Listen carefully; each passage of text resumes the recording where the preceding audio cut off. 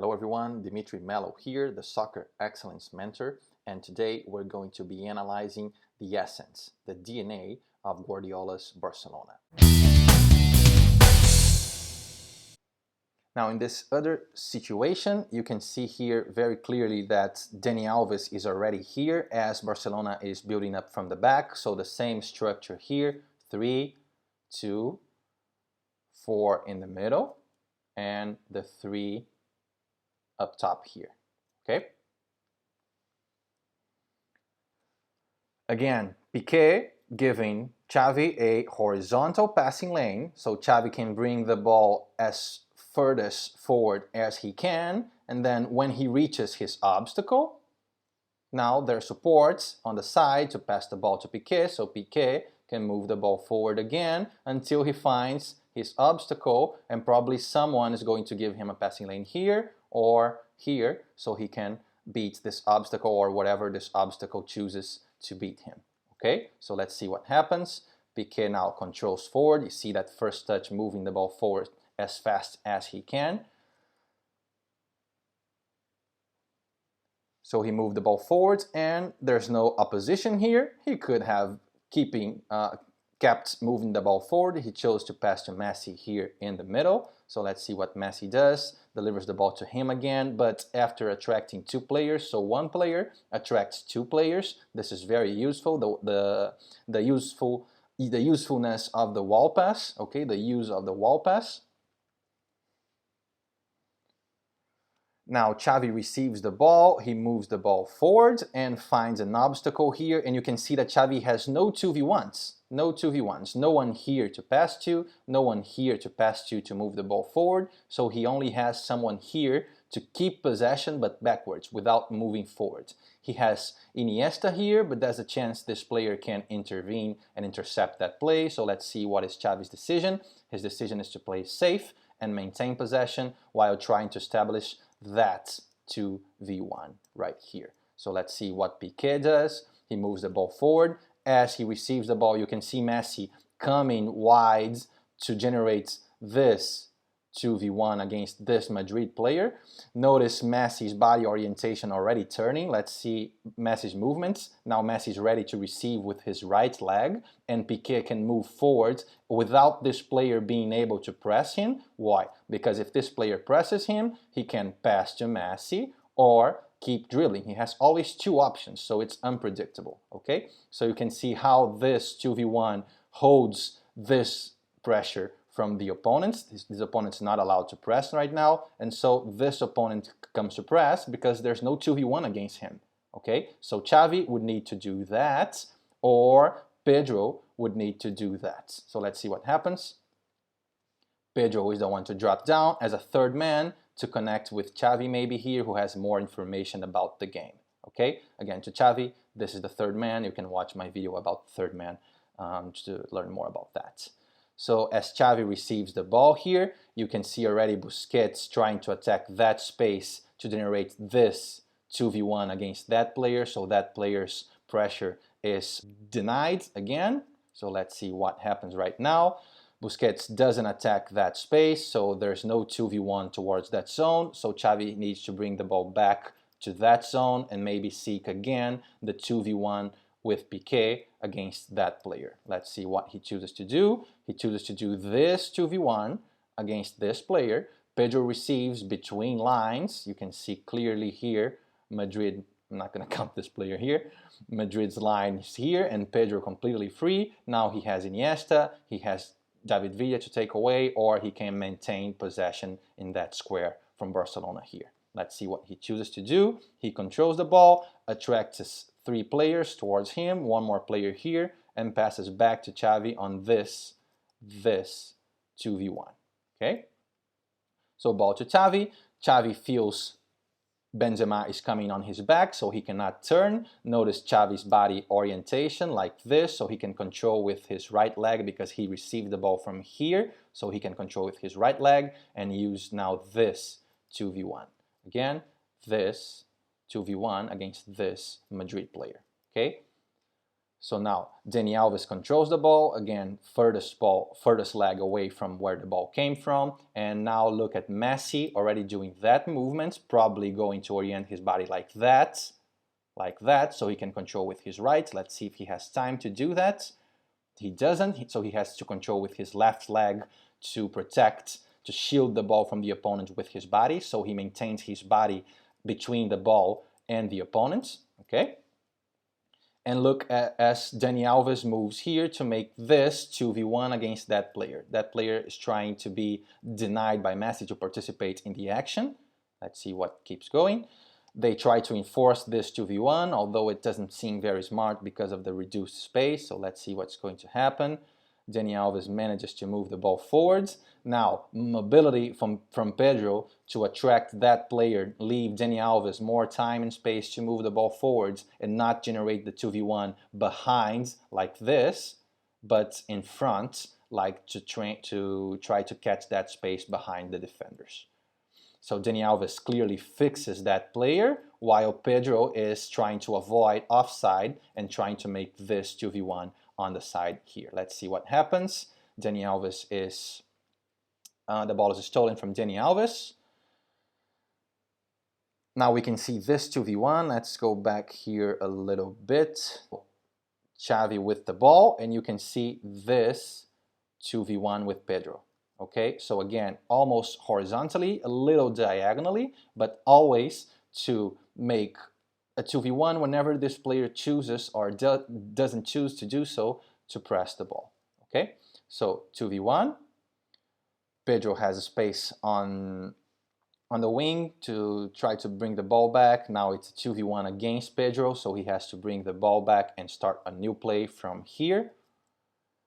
Support from Dani Alves, controlling with the furthest leg away from where the ball came from. Look at his body orientation, perfect, looking towards the middle of the field, towards the goal also. So your body orientation has always to be where you want to attack to. So he controls with the left and tries to make that pass to Messi, making a run behind the defenders. Messi manages to hide the ball here. Pedro makes that run right here to try to generate a 2v1 inside the box. Ball is out, ball recovered, and you can see right here, as I showed you in my team in one video, the center back in the middle of the line of three center backs has to choose one side or the other to help the keeper with the correct body orientation to control with his left foot. Okay, so let's see what Valdez chooses to play into the middle, because there's a lot of free space here for Busquets, or Xavi. Busquets here to control. He controls with his right leg, furthest leg away from where the ball came from. Moves the ball forward. As he receives, look at Xavi. Xavi does that 2v1 against this Madrid player. So if he presses, Xavi receives the ball, or if he doesn't presses, but he has space to receive, he receives the ball. Let's see if Xavi is going to control with the left leg. He doesn't, because he wants to play backwards, so he notices there's a pressure on his back, so closest leg to where the ball came from to play backwards. So he plays backwards to Puyol.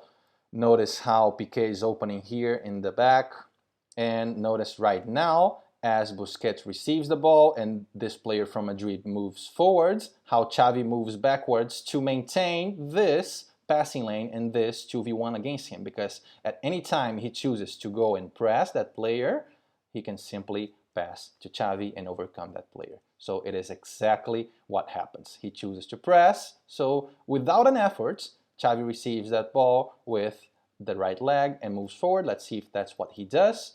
Right leg and moves forward, attacking the free space as much as he can. His pace was mild, not very intense, so Benzema caught up to him. So now he has to move the ball away from that zone again. So he hides the ball, spins over his own axis to get away from Benzema, gets away from Benzema, and look what? 2v1 against the same player again. The same two players, same 2v1 against the same player. So now Busquets can move the ball forwards. As he moves forwards, Messi drops back to make this 2v1 against that player. So Messi receives with his left leg, almost compromising his control here. Maybe with the right leg would have been more effective. And look where Xavi is. Again, horizontally to Messi, okay? Helping Messi here horizontally. So Xavi is trying to gather information about what's happening behind him. You can see him looking here. So he just passes to Messi because Messi has more information about what's happening in relation to Xavi, who was looking that way. So Messi receives the ball, and look at the movement from Pedro here. Pedro is here. Remember, Pedro came from here, okay?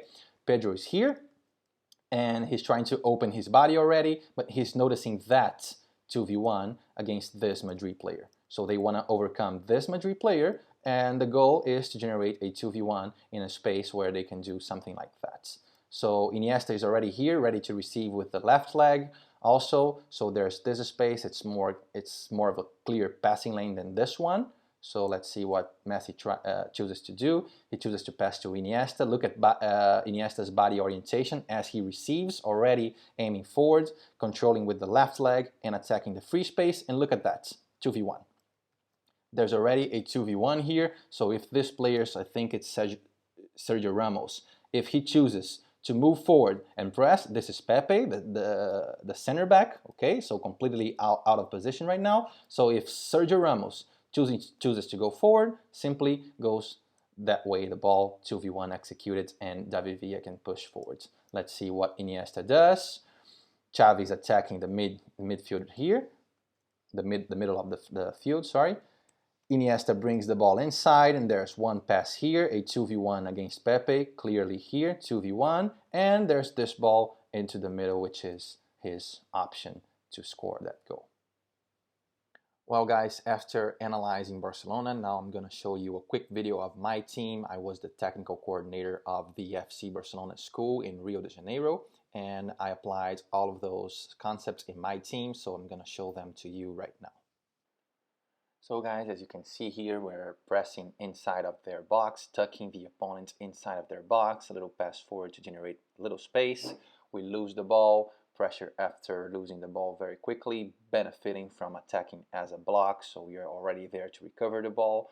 Now we go very deep and wide here to bring them into their box again, and now we get out using the space we generated. Quick 2v1, quick another 2v1, another 2v1, another 2v1, wall passes. We get out of the zone of pressure. We attracted lots of players to that side, to the left side. Now we quickly entered our box through the right and finished the play to use the space we generated. Well guys, if you like this video, thumbs up, subscribe to my channel. Make sure you stay tuned for the next part. I'll be releasing more videos on the FC Barcelona analysis, so stay tuned for that. Follow me on my other social media, Instagram, Facebook, the Soccer Excellence Mentor. I invite you to watch my team playing. It's a video here in my channel called the Soccer Excellence Compilation. Make sure you check that out now with that perspective of the game. Also, I have other videos of ways to develop this game, about the third man concept, about the 4 stages of competence. Those are very, very important and valuable videos that I made to you so you can understand more about my philosophy and how to develop this kind of game, okay?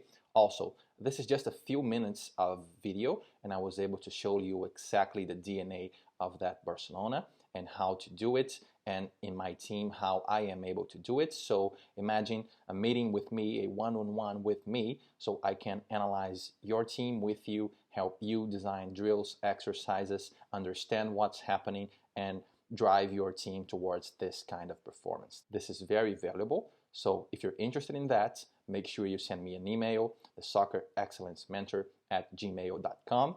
Also, check my free course called Soccer Coaching Express. It's a series of 14 videos where I drive you through all the basic concepts a coach should know to develop this kind of performance in their teams. So again, subscribe to my channel, thumbs up if you like this video, and let's all drive our performance towards excellence.